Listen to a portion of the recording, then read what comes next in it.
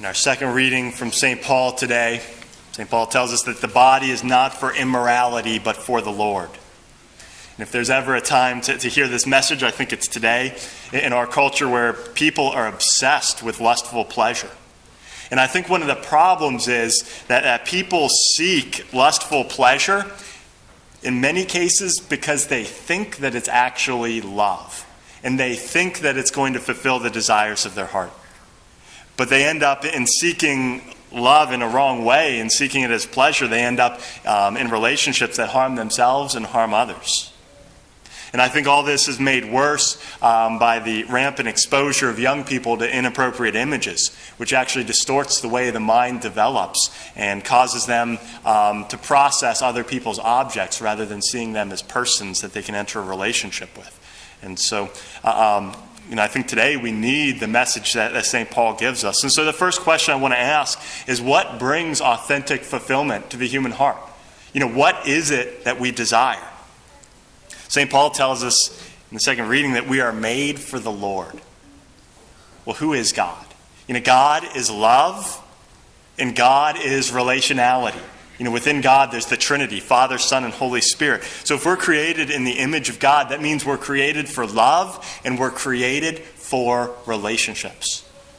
So it's relationships of love that fulfill the human heart. We're created for those relationships, not for pleasure.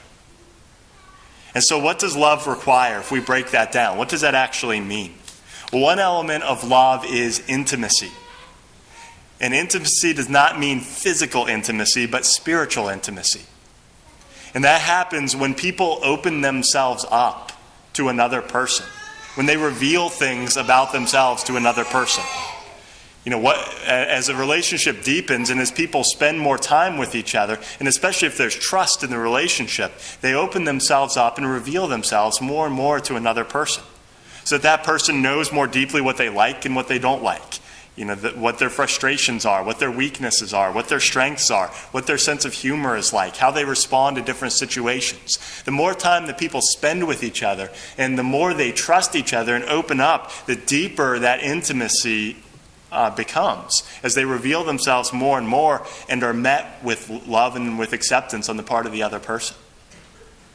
And so when we're able to reveal ourselves in trust and in confidence more deeply to another person, that's what creates a relationship of intimacy. Another thing that love calls us to is a desire to be with the other person. When somebody loves us, they desire to be with us. And even though they could be doing 100 other things or hanging out with 100 other people, they choose to be with us. And they choose to spend time with us because they love us, because they desire to be with us. People have so many different things that they could spend time on. But a relationship of love is with someone who will put a prominence on spending time with us. And it's someone that we know if we're in need and we're struggling or we need someone to talk to, that we can turn to them and they'll stop what they're doing and they'll be available for us. Another element of love is someone that we can trust, because any relationship of intimacy has to be rooted in trust. If we don't trust another person, then we're not going to open ourselves up to them. And selflessness, a relationship where we know that the other person cares about us more than they care about themselves. And they're not going to be pursuing their own selfish interests, but they're going to be concerned with us. These are the type of things that are in a relationship that brings authentic fulfillment to the human heart. That's what the human person desires. And we can find these relationships in different places. We can find them in family relationships, the relationship between a mother and father and their children. We can find it in friendships. We can find it between siblings. We can find it in different places. But if you notice, none of those things are about physical pleasure. And what happens in our culture is people have become so obsessed with physical intimacy and physical pleasure that they seek after those in a disordered way, and they think that that physical pleasure is going to satisfy what they desire in their heart.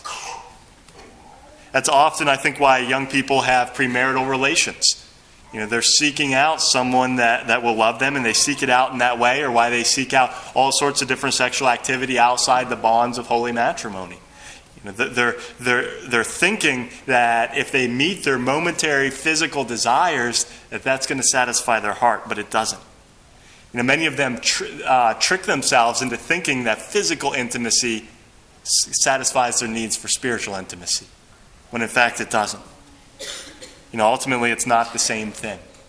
And when that happens, lust enters into the relationship. Lust is a disordered desire for pleasure. And so people start seeking out pleasure, or they start seeking out their own fulfillment of their own desire for intimacy. And what that does is, instead of focusing them on the other person, they end up turning in on themselves and focused on themselves and fulfilling their own desires. And it ends up cutting them off from a real relationship of intimacy with the other as they turn more and more upon themselves. And so lust, once it begins to enter into a relationship, and once it takes root, it expands. And to the degree that lust is there, it increasingly turns people in on themselves and away from true and authentic intimacy. What happens in these relationships is people end up using each other for pleasure. That person is there to give me pleasure, or that person is there so I feel fulfilled. And it cuts off real intimacy, and the relationship deteriorates, and those relationships never last very long. And the relationship ends up breaking apart, and the people end up more broken after the relationship than when they went into the relationship to begin with. And so it's important for us to recognize what brings true intimacy and love, and what truly fulfills the desires of our hearts, and to distinguish that from a counterfeit version of lust, which doesn't bring fulfillment. If we look at the most intimate relationship that we can ever have, what is the deepest and the most intimate relationship? Well, it's with the person who knows us the most deeply. It's with the person who we can reveal ourselves to most fully. And it's with the person who can empathize and understand us on the deepest level, and who meets us as we reveal ourselves to them with the deepest love and compassion and mercy. For every single one of us, that relationship is with God. And the deepest relationship of intimacy we can ever have is with God, because He actually dwells within us. The Holy Spirit, if we're in a state of grace, dwells within our hearts. At the deepest level of our souls, we find the presence of God.